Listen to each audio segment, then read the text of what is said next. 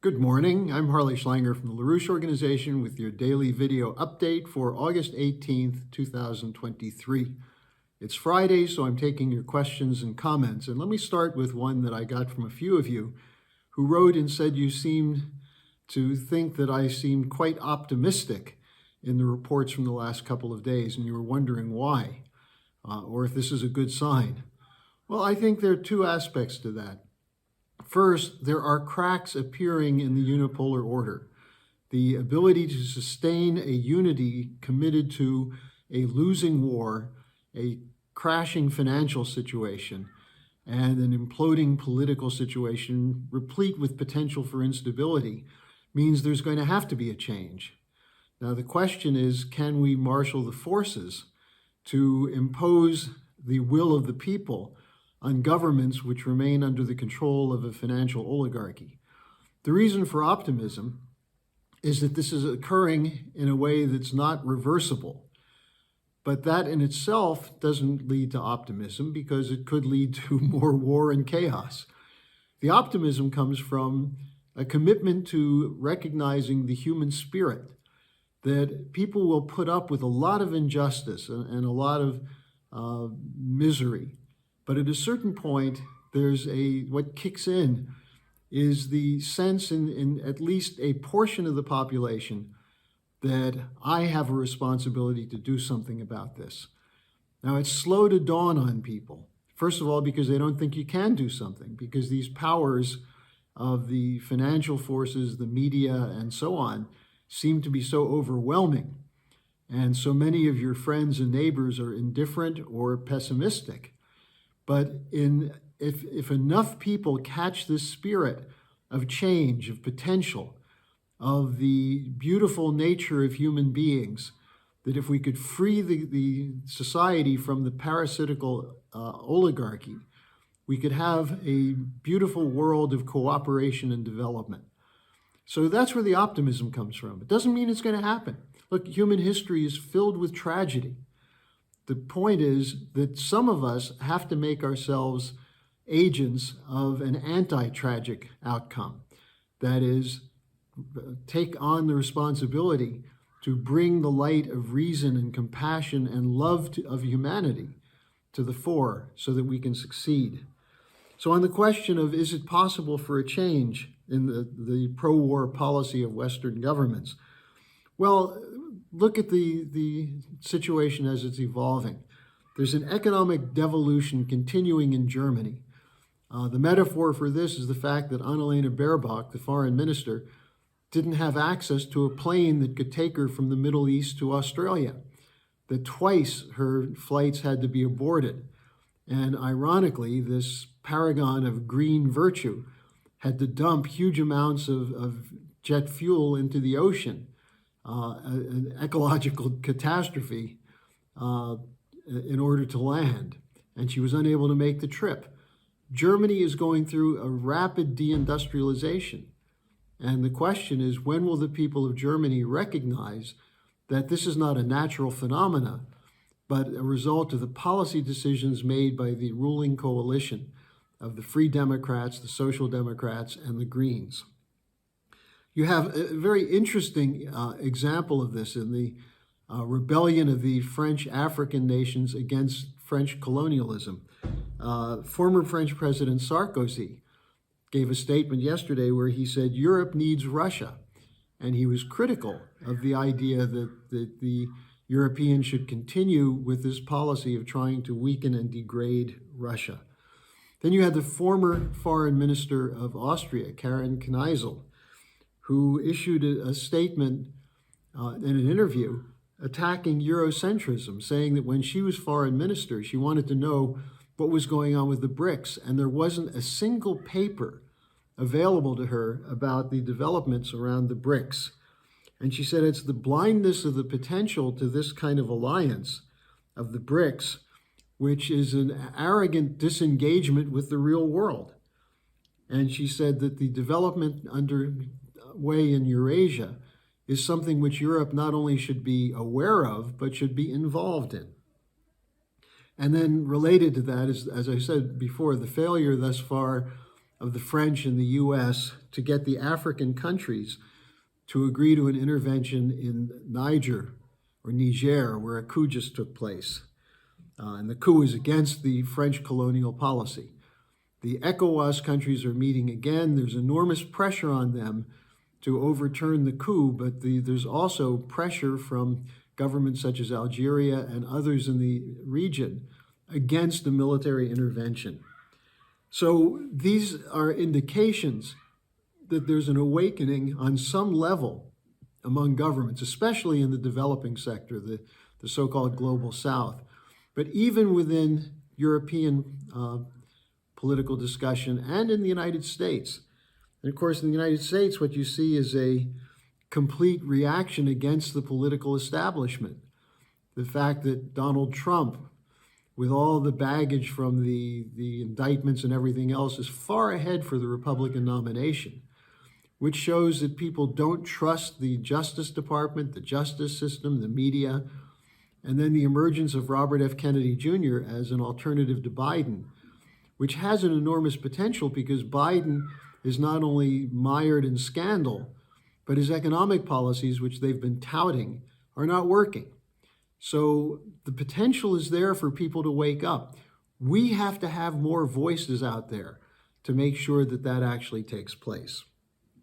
Now, another question, which is related to that, is, well, what will it take to force a change in Western policy? Millions of people in the streets? Well, that would be a good start. I don't see it happening yet.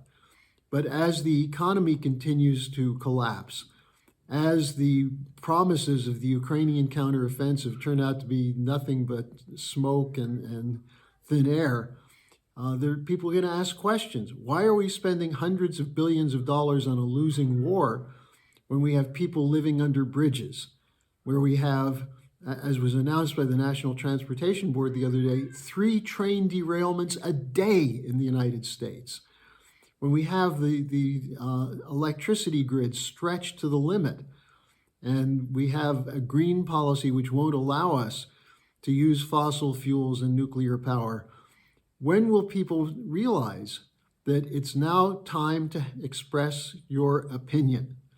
And if your opinion goes against the media, so what? Most people are turning away from the mainstream media. So now is the opportunity to have a situation where millions do come out in the streets. It's not just going to happen. It has to be organized. That's why Helga Zepp-LaRouche has been fully committed to building this international peace coalition, not just as an anti-war movement, but as a movement to change the strategic and development architecture of the world.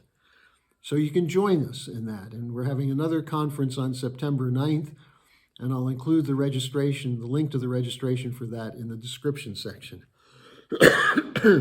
Excuse me. Next question. What effect will a downgraded rating of the U.S. banking system have? Well, what it means is that there's a lack of confidence that the amount of actual value in the banking system can cover the outstanding valuations of financial paper. What we've seen, and this is LaRouche's triple curve, you have a split. On the one side, you have the rapid growth of financial obligations in the form of debt and derivatives, other kinds of financial instruments, and at the same time, a downward collapse of the real physical production, which is what actually adds value to an economy. If you're not producing enough goods, then you're not going to have the capability to sustain the valuations, the face value of paper in the banking system. You can print money like crazy to maintain liquidity, but that's not solvency. And the insolvency is going to cause banks to either have to charge more interest rates, or in fact, banks are not even lending. The actual loan ratio of banks is collapsing in the United States. So does it mean that the banks are going to go under tomorrow? Well, we don't know. I mean, this is why they're fiddling around with the idea of central bank digital currencies, the so-called Great Reset, austerity policies, and so on. None of that will work We have to break out of the present neoliberal system and go back to the American system, which is based on investment in physical goods production, infrastructure, and improvements in the living standards of the workforce, including education and healthcare. That's how you have a functioning economy. If you don't have it, you can create all the financial paper valuations you want. And for the moment, you can ride the flood of liquidity. But at a certain point, you find that there's no longer a lifeboat, and you go under. And you either have an inflation or a deflationary collapse. So we should pay attention to this, and that's why we have to go back to LaRouche's idea of physical economy. And that's part of how you get millions of people in the street, to show them the insanity of the Federal Reserve policy and the insanity of the central bankers of the Western world who think you can loot poor countries enough and then loot their own populations enough and then pour money into military expenditures as a way of getting out of the crisis. It won't work. So the downgrading of the banks is a very clear warning signal that we're approaching a limit of this idea of liquidity. Now, finally, I got someone who wrote to me and said, have you no respect for Ukrainian sovereignty? You talk about sovereignty all the time, but you seem to be willing to let Russia usurp the sovereignty of Ukraine. Russia didn't usurp the sovereignty of Ukraine. NATO did. The Western countries did. The coup in February 2014 was spitting in the face of the idea of Ukrainian sovereignty. The idea that somehow a sovereign nation can allow mobs funded by a foreign government to take over the country shows that there's no commitment to sovereignty. Zelensky just announced another 90 days of martial law so he could suspend the elections. That's not what a sovereign country does. The idea of sovereignty is that foreign governments do not interfere in your internal affairs. Well, it's the interference in the internal affairs of Ukraine, the arming of Ukraine, the support of the Ukrainian attacks in the Donbass, the failure to implement the agreed upon Minsk Accords, the fact that when Ukraine initialed an agreement with Russia to end the fighting in the end of March, early April 2022, NATO sent that clown Boris Johnson to deliver a message to Zelensky, no negotiations. And that continues to be the policy from the West. A sovereign government would look at the mess it's in, the fact that it's totally dependent on money from taxpayers of other countries to keep its government afloat, and that it's getting billions of dollars of weapons poured in, many of which don't even get to the front lines, and that soldiers are being slaughtered in a proxy war. That's not a sovereign government. Yes, we at LaRouche are committed to the idea of beneficial relations between sovereign states. But the principle of sovereignty means you don't have other nations intervening in your affairs. The Russian intervention was based on a reaction to a provocation from NATO that went from 2014 to 2022. So for people who are so committed to Ukrainian sovereignty, you ought to demand that Ukraine accept the conditions of the original agreement from March 2022 and accept the idea of limited autonomy or even accept the idea that the Donbass is now part of Russia.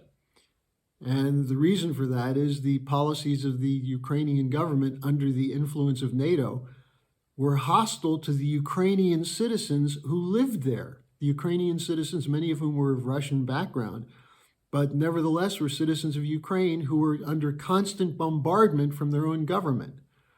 So sure, sovereignty is essential, but Ukraine is not a sovereign state. So thanks for your questions and comments. Go to our website, laroucheorganization.com, look at our videos, theschillerinstitute.com, and sign up for our conference September 9th and organize for it. Can we get millions in the street? Well, that's a challenge for all of us, isn't it? So thanks for joining me, and I'll see you again next week. Hello, thanks for watching. Be sure to like, subscribe, and hit the notification bell so you don't miss any of our videos. Support our independence to produce videos like these. Become a member of the LaRouche organization at thelarouche.org/member. By becoming a member for $25 or more, you'll get special access to the EIR Alert Daily Briefing and Weekly Magazine, which is what I read to stay on top of things.